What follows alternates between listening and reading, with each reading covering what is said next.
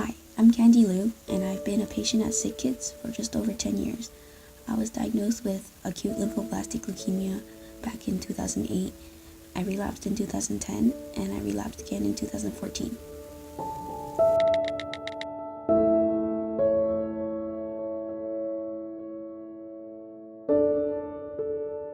So over the last decade, new international collaborations have led to our increased understanding of best practices in disease stratification, response assessment, treatment, and supportive care therapies.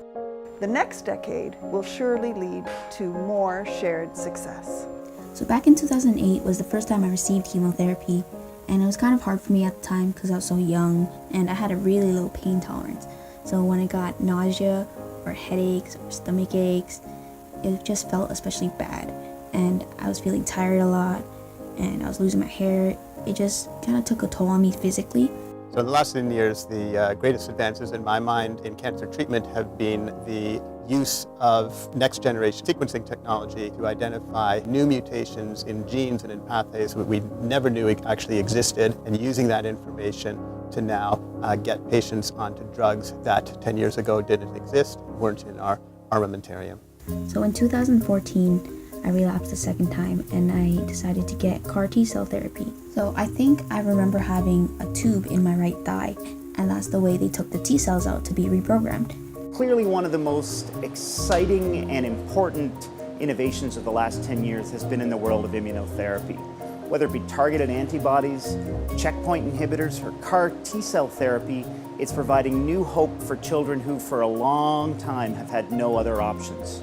Soon my CAR T-cells were ready, and receiving them took a lot less time than them taking my T-cells. Within a few days, I had a lot more energy. I was able to walk around for long periods of time without feeling weak or exhausted like I was prior to receiving the CAR T-cells. I just felt a lot more like myself.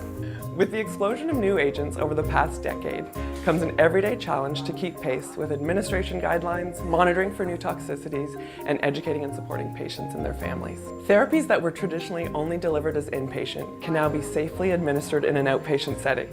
We used to send everybody over to 8A for their chemo, but now we're giving a lot of that chemo in the day hospital, and families get to go home at the end of the day. Every 2 to 3 weeks, I do Hizentra infusions to make up for the lack of B cells in my body from the CAR T cells. It's been really easy to work into my day-to-day life because I can do it right at home on my own time, like when I'm doing homework or when I'm watching TV. You know, it's never stopped me from doing other things that I want to do or making plans, which is great.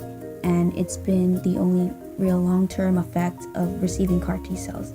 Over my 20+ years at SickKids, I've seen that cancer has changed to be more of one of a chronic illness, with children having many more opportunities if they are facing a recurrence. The psychosocial implications of that are really very significant, and I think it's important to have someone to help navigate that road with them. My goal, for families is at the end of their cancer treatment that they psychologically are intact and that they are able to move forward and grow up and be happy and healthy grown-ups. Over the last 20 years, the treatment for a child like Candy has changed dramatically. So initially, all we knew how to do was give chemotherapy. Then we began to be able to give targeted drugs, and now we can give very advanced therapies such as immune-based treatment. Even though our treatments have become much more effective, 1 in 5 children with cancer will still die.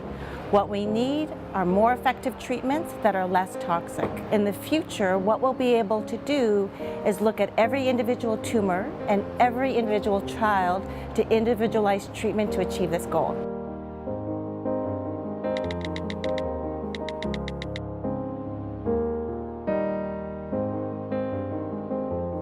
Looking back and thinking about my treatment plan and all the changes that were made, I'm just really thankful for all the medical advances that were made, because without them, I wouldn't be able to go to college for what I love, I wouldn't be able to work, and I just wouldn't be able to live the life that I want to live.